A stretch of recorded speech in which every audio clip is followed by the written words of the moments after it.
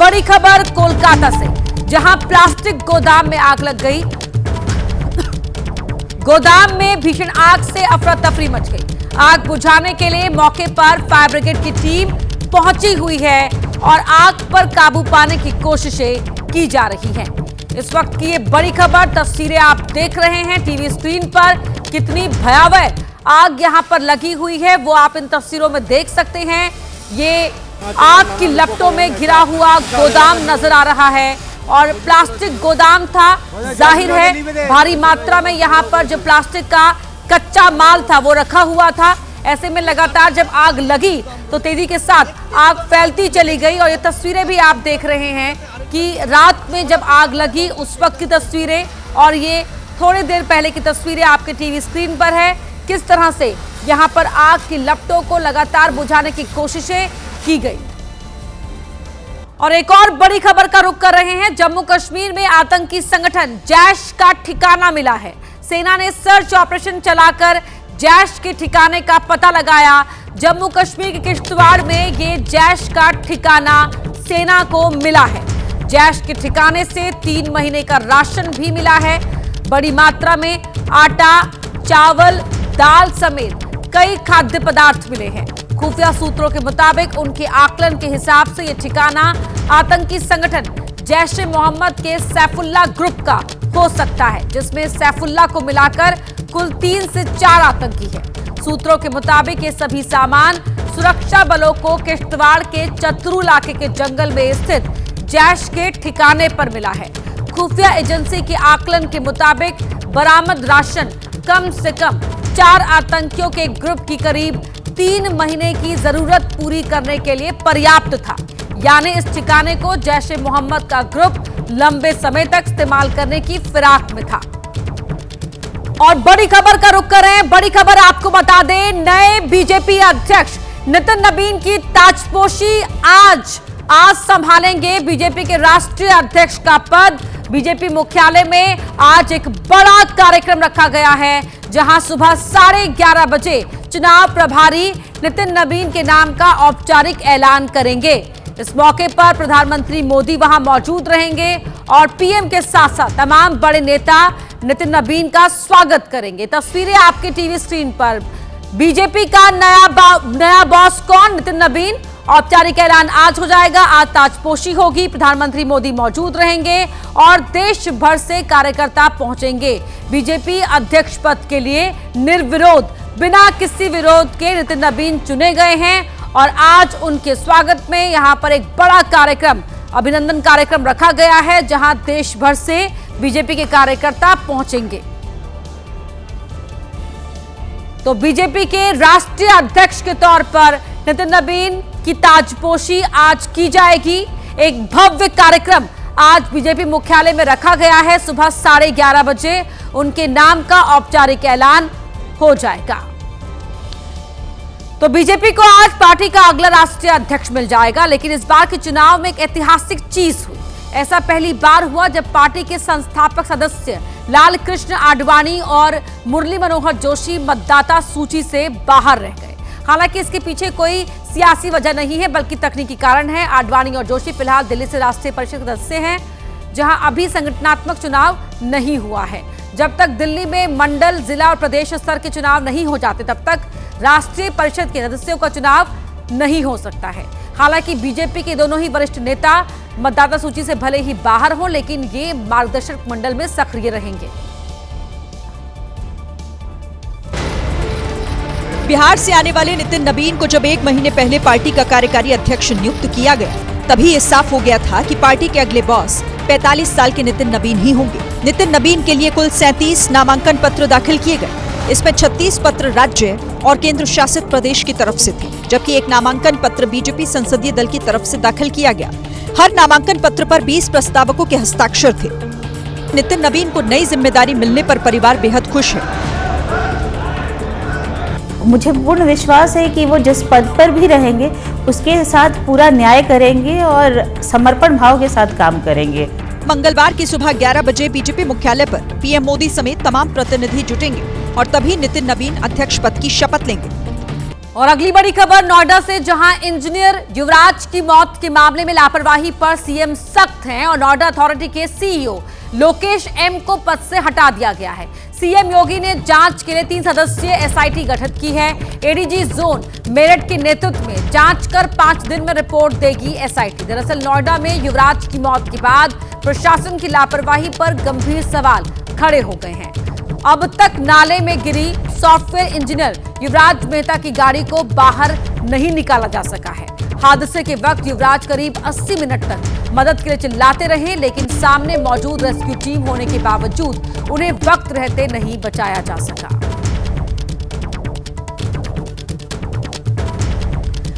तो इस पूरे मामले को लेकर सीएम योगी ने सख्ती दिखाते हुए जो नोएडा अथॉरिटी के सीईओ हैं उन्हें हटा दिया है पद से। और युवराज की गुनहगार निर्माण साइट पर लापरवाही, समय रहते एक्शन नहीं लिया गया। पहले भी यहां हादसा हुआ, उसके बावजूद भी नहीं जागा प्रशासन। बचाने के बजाय वहां पर तमाशबीन रहे लोग। अब तक आपने सुना था कि रेस्क्यू टीम नहीं पहुंच पाती है, यहां तो रेस्क्यू टीम पहुंच गई, उसके बावजूद भी युवराज मेहता को बचाया नहीं जा सका। सब तमाशबीन बने देखते रहे। और यहां पहले भी इस साइट पर हादसा हो चुका है, उसके बावजूद भी प्रशासन जागा नहीं, वक्त रहते कदम उठाया नहीं गया। और जब एक और युवा की जान यहां चली गई, एक युवा की जान गई, उसके बाद यहां पर अब पूरे मामले पर कार्रवाई होती नजर आ रही है। तो नोएडा के सेक्टर 150 में हुए दर्दनाक हादसे ने सिस्टम की लापरवाही को बेनकाब कर दिया। 27 साल के सॉफ्टवेयर इंजीनियर की मौत के बाद सीएम योगी ने सख्त रुख अपनाया है। सीएम योगी आदित्यनाथ ने मामले का संज्ञान लिया। नोएडा अथॉरिटी के सीईओ लोकेश एम को पद से हटा दिया गया। जांच के लिए एसआईटी बनाई गई, जिसमें 3 मेंबर्स रहेंगे। मेरठ जोन के एडीजी भानु भास्कर के नेतृत्व में ये एसआईटी जांच करेगी। एसआईटी को जांच के लिए 5 दिन का समय दिया गया है, वो रिपोर्ट देगी 5 दिन बाद। लापरवाही को लेकर जेई नवीन कुमार को भी सस्पेंड किया गया है। केस से जुड़े हुए अधिकारियों को कारण बताओ नोटिस जारी किया गया है। मॉल के बिल्डर से रिपोर्ट मांगी गई है। 2 और बिल्डर्स पर केस दर्ज किया गया है। प्रशासनिक लापरवाही और रेस्क्यू में गलती पर एक्शन यहां लिया गया है। तो सॉफ्टवेयर इंजीनियर एक निर्माणाधीन मॉल के पानी से भरे बेसमेंट में गिर गया, लेकिन 2 घंटे बाद भी उसे मदद नहीं मिल पाई और उसकी जान चली। ये नहीं कि वो जाते ही डूब गया, 2 घंटे उसने टॉर्च दिखाया, सब कुछ किया। ये नहीं कि यहाँ इंसिडेंट होना ही नहीं चाहिए था पहले। लोग सड़कों पर पुलिस प्रशासन और नोएडा अथॉरिटी के खिलाफ लोगों का गुस्सा फूटा, और फूटे भी क्यों ना, क्योंकि जब एक बेटा अपने पिता के सामने तड़प कर मर गया और पुलिस प्रशासन मूक दर्शक बनकर तमाशा देखता रहा। वो लड़का गिर गया, गिरने के बाद वो लड़का 1.5 से 2 घंटा जिंदा रहा है। वो गाड़ी में गिरने के बाद गाड़ी से निकल के शीशा मकर वो गाड़ी के ऊपर बैठा था लड़का। 27 साल के सॉफ्टवेयर इंजीनियर युवराज मेहता की जान सिस्टम की लापरवाही ने ली। आरोप लगा कि अगर प्रशासन थोड़ा भी सीरियस होता तो युवराज को बचा लिया जाता। फायर ब्रिगेड वाले आए हुए थे, उन्होंने हालांकि वो भी कोशिश कर रहे थे, लेकिन उनको किसी ने यहाँ के बंदों ने ये डरा दिया था कि इसके अंदर सरिया है, ये बेसमेंट है, कहीं आप न फंस जाऊं उन सरियाओं में। बताया जा रहा है कि इसी डर ने युवराज की जान ले ली, क्योंकि डर के मारे प्रशासन ने युवराज को बचाने की उतनी कोशिश ही नहीं की जितनी करनी चाहिए थी। बड़ी खबर का रुख कर रहे हैं यूपी के बांदा से, जहां धीरेन्द्र कृष्ण शास्त्री ने दिया बड़ा बयान। कहा, जिस दिन तिरंगे में चांद आया कोई हिंदू नहीं बचेगा। जातिवाद नहीं, देश में राष्ट्रवाद होना चाहिए। आरएसएस की शताब्दी वर्ष हिंदू सम्मेलन में यह बयान दिया है धीरेन्द्र कृष्ण शास्त्री ने। दरअसल बांदा में बागेश्वर धाम पीठाधीश्वर पंडित धीरेन्द्र कृष्ण शास्त्री की हनुमंत कथा चल रही है, और इसी दौरान वो संघ के हिंदू सम्मेलन कार्यक्रम में पहुंचे थे, जहां उन्होंने मंच से ये बयान दिया। एक बात याद रखना, जिस दिन तिरंगा में चांद आ गया, न बर्मा बचेंगे, न शर्मा बचेंगे, न क्षत्रिय बचेंगे, न वैश्य बचेंगे, न कबीरपंथी बचेंगे, न रैदासी, न परशुराम वाले बचेंगे। जिस दिन तुम्हारे तिरंगा में चांद हो जाएगा, न तुम्हारा घर बचेगा, न जल बचेगा, न जमीन बचेगी, न जोरू बचेगी। बांग्लादेश में भी उनके पास भी संपत्ति थी, पत्नी थी, एक नहीं बची। बेवा विधवा औरत से 40 लोगों ने रेप किया। समस्त हिंदुओं से एक बात हम प्रार्थना करना चाह रहे हैं, इस देश में अब कास्टवाद ही राष्ट्रवाद होना चाहिए। बीजेपी और आरएसएस पर नेता विपक्ष राहुल गांधी ने तंज किया है। सोशल मीडिया पर राहुल गांधी ने पोस्ट लिखा, बीजेपी और संघ चुप्पी और लाचारी थोप रहे हैं। जनता की आवाज दबाने से महान राष्ट्र नहीं बनते।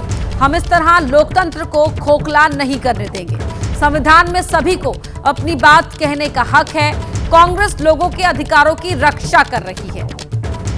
तो राहुल गांधी का ये पोस्ट, जिसके जरिए उन्होंने बीजेपी और आरएसएस पर तंज किया है, वो आप टीवी स्क्रीन पर देख रहे हैं। तो कांग्रेस को लोगों की अधिकारों की रक्षा करने वाला बताया है राहुल गांधी ने अपने इस पोस्ट में। और बड़ी खबर देश की राजधानी दिल्ली से, जहां पीने के पानी का बड़ा संकट है। दिल्ली में 55% ज्यादा भूजल के नमूने फेल हो गए हैं, सैंपल फेल हो गए हैं। सीएजी रिपोर्ट में दिल्ली में जरूरत के हिसाब से 25% पानी की कमी भी बताई गई है। सीएजी रिपोर्ट तत्कालीन आम आदमी पार्टी सरकार पर सवाल उठे हैं। सीएजी रिपोर्ट में दिल्ली जल बोर्ड पर लापरवाही बरतने के आरोप लगे हैं। आम आदमी पार्टी की सरकार के समय जल बोर्ड ने पानी की जांच की, ट्रीटमेंट और निगरानी में भारी लापरवाही बरती गई। 7 जनवरी को दिल्ली विधानसभा में पेश की गई सीएजी रिपोर्ट। जन स्वास्थ्य अभियान इंडिया ने सरकार से कार्रवाई की मांग की है।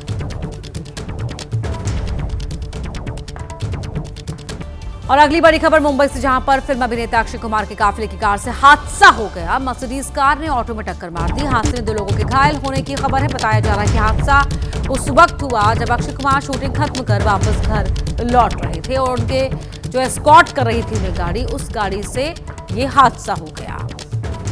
तस्वीरें आप देख रहे हैं जहां पर यह हादसा हुआ।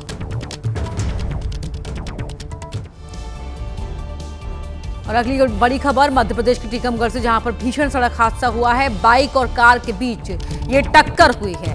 आग लगी। हादसे में बाइक सवार की मौके पर ही मौत हो गई। गलत दिशा से तेज रफ्तार में आ रहा था बाइक सवार। फरार कार सवार की तलाश कर रही है पुलिस की टीम। तो बड़ी खबर आपको बता रहे हैं, हादसे में बाइक सवार की मौके पर ही मौत हो गई। बाइक सवार तेज रफ्तार से गलत दिशा से आ रहा था। हरियाणा के कैथल में कांग्रेस विधायक ने इलाके के एसडीएम को झुंझुना पकड़ा दिया। अवैध निर्माण से जुड़ी शिकायत पर सही से काम न करने का आरोप लगाकर विधायक एसडीएम ऑफिस में झुंझुना लेकर चले गए थे। और एसडीएम को देखते ही अपने समर्थक से झुंझुना लेकर उनके हाथ में थमाने की कोशिश की। कुछ नहीं होने वाला, इंक्वायरी नहीं करी उसमें, कुछ भी नहीं, कुछ भी नहीं होने वाला। आप भाई के हिसाब से ये छड़ो ये झुंझुना पकड़ो और ये हाँ झुंझुना पकड़ो। एक मिनट छड़ो यार, पीछे हो जाओ। आरोप है कि कांग्रेस विधायक पंचायत की एक जमीन पर अवैध निर्माण से जुड़े काम को लेकर एसडीएम से कार्रवाई की मांग कर रहे थे। अब जांच पड़ताल से असंतुष्ट विधायक उन पर भ्रष्टाचार के इल्जाम लगा रहे हैं। जो कार्रवाई होगी हम अपने आप कर लेंगे। आपका काम है पैसे कमाना, गोला की जनता का लूटना और झुंझुना बजाना। झुंझुने के साथ आए विधायक पर एसडीएम ने कहा, देखो जी, वो जो है अपने जिम्मेवारी अपने हरकतों के लिए खुद है, मैं इसमें क्या कह सकता हूँ। वो उसकी जांच ऑलरेडी करके दे दी गई है। अब इसमें आप 10 सवाल और उठाना चाहिए तो वो मेरी जांच का विषय थोड़ी था। अधिकारी और विधायक की नोकझोंक अब वायरल है। भारतीय सेना के एक सैनिक को चलती ट्रेन में आधिकारिक प्रमोशन दिया गया। जैसे मेडल देने के लिए कोई सेरेमनी कराई जाती है, वैसी एक सेरेमनी चलती ट्रेन में कराई गई। सेना की ट्रेन खुली बोगी में सैनिक कदमताल करते हुए अपने सीनियर अधिकारियों के पास पहुंचा। फिर बैलेंस बनाने के लिए वो एक घुटना नीचे रखकर बैठा। इसके बाद एक जवान बैज लेकर आया और दोनों सीनियर अधिकारियों ने सैनिक को चलती ट्रेन में ही बैज पहनाकर ऑफिशियली प्रमोशन दे दिया। माना जा रहा है कि सेना की यह बटालियन ट्रैवल कर रही थी, उसी वक्त प्रमोशन की खबर मिली। अधिकारियों ने फिर इस तरह बैज पहनाया।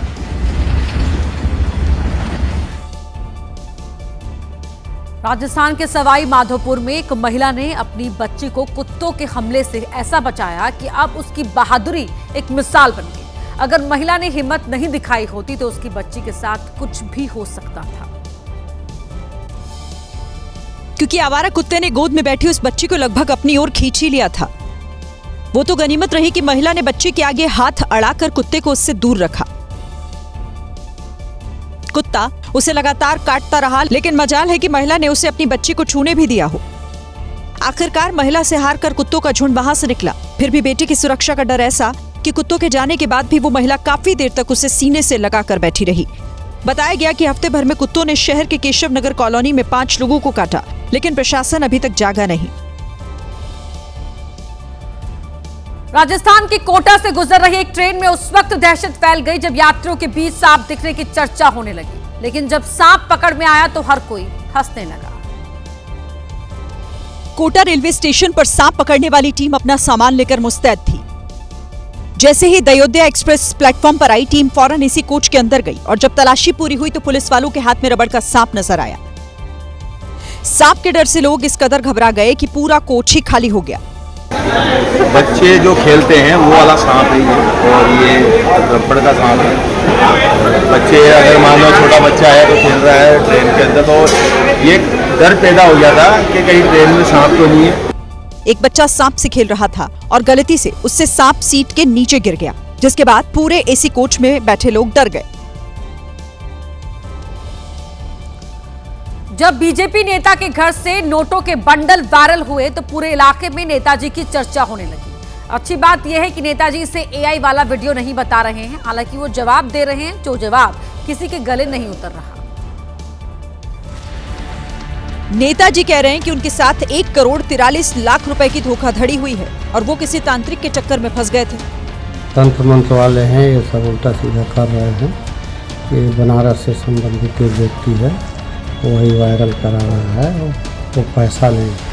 नेताजी ने इसे पैसा मानने से ही इनकार कर दिया। उनकी नजर में तो ये सिर्फ कागज के टुकड़े हैं। नहीं, पैसा नहीं, वो कागज है। उस जगह का नाम मैं खुद नहीं जान पा रहा हूँ किस जगह में। इसके बाद बीजेपी नेता ने जो कहा उसे सुनकर आप अपना सिर पकड़ लेंगे। वो अब जो रुपए थे वो कितने रुपए थे जो बंडल दिख रहे हैं? अब हमको वो पैसा था ही नहीं तो हमको क्या पता है। तो आखिर तो वीडियो में पैसा दिख रहा है नहीं तो आपको न दिख रहा है, हमको नहीं दिख रहा था। जब कह रहे हैं जादू टोने का मैटर है तो कैसा जादू टोना बताइए। जादू टोना हम क्या बताएं, जादू टोना क्या होता वीडियो। नेताजी के घर पर पुलिस भी आई थी, लेकिन नेताजी ने इसको लेकर भी झूठ बोला और अपनी गरीबी का रोना रोने लगे। सोशल मीडिया पे यह भी लिखा जा रहा है कि रुपए जो है वो हवाला कारोबार से जुड़े हुए हैं। नहीं, वो पैसा है ही नहीं। 16 करोड़ रुपए की बात आ रही है कि 16 करोड़ रुपए, जिसमें 5.5 करोड़ 30 लाख की बात आ रही है। जो आपके वीडियो के साथ दिखाया दे रहा 5 करोड़ 30 लाख रुपए वो होगा जिसको दिखाई दे रहा। हम लोग तो तरकारी के लिए होता है। पत्रकारों ने जब बीजेपी के इस नेता का नाम और पार्टी में उनका पद पूछा तो इस पर भी वो चुप्पी साध गए। क्या नाम है आपका और किस पद पे है आप? अरे चलिए ठीक, नाम और पद। यार पद क्या है? ये वीडियो करीब 1 महीने पुराना बताया जा रहा है, जो अब वायरल है। हमने आपको झांसी में नीले बक्से वाले हत्याकांड के बारे में बताया था। अब पुलिस ने हत्याकांड के आरोपी राम सिंह परिहार को पकड़ लिया है और उसने अपना गुनाह भी कबूल कर लिया है। पूछताछ में 65 साल के राम सिंह परिहार ने बताया कि वो 33 साल की प्रीति के साथ किराए के कमरे में रहता था। राम सिंह प्रीति को तीसरी पत्नी मानता था, जबकि उसकी दूसरी पत्नी दूसरे घर में पूरे परिवार के साथ रहती थी। राम सिंह ने बताया कि उसने शराब के नशे में कुल्हाड़ी से हमला करके प्रीति की जान ले ली। दारू वो भी पिया था, मैं भी पिया था जी। कैसे मारा मुझे ज्यादा होश नहीं है। मुझे लगता है मैंने कुल्हाड़ी से मारा क्यों था? उसने मेरे से शादी करके भाग गई थी और भागने के बाद भी अपने आदमी के साथ रह रही थी। हत्या के बाद राम सिंह ने प्रीति के शव को नीले बक्से में रखा, उसी में लकड़ियां डाली और बक्से के अंदर ही प्रीति की चिता जला दी। इस हत्याकांड में राम सिंह का साथ उसकी दूसरी पत्नी गीता और पहली पत्नी के बेटे नितिन ने दिया। ये सभी मिलकर नीले बक्से को ठिकाने लगाने वाले थे कि तभी लोडर के ड्राइवर ने इनकी साजिश का भांडा फोड़ा। बक्से में कुछ हमें ऐसा डाउट लगा कि उसमें कुछ वो हड्डियां हैं किसी की, उसमें मर्डर लग रहा था हमें। राम सिंह ने शव को ठिकाने लगाने के लिए नया बक्सा खरीदा था। चिता जलाने के लिए 2 क्विंटल लकड़ियां भी खरीदी थी। दरअसल प्रीति को शक हो गया था कि राम सिंह किसी चौथी महिला से संपर्क में है, जिसको लेकर दोनों के बीच झगड़ा हुआ और राम सिंह ने प्रीति की हत्या कर दी।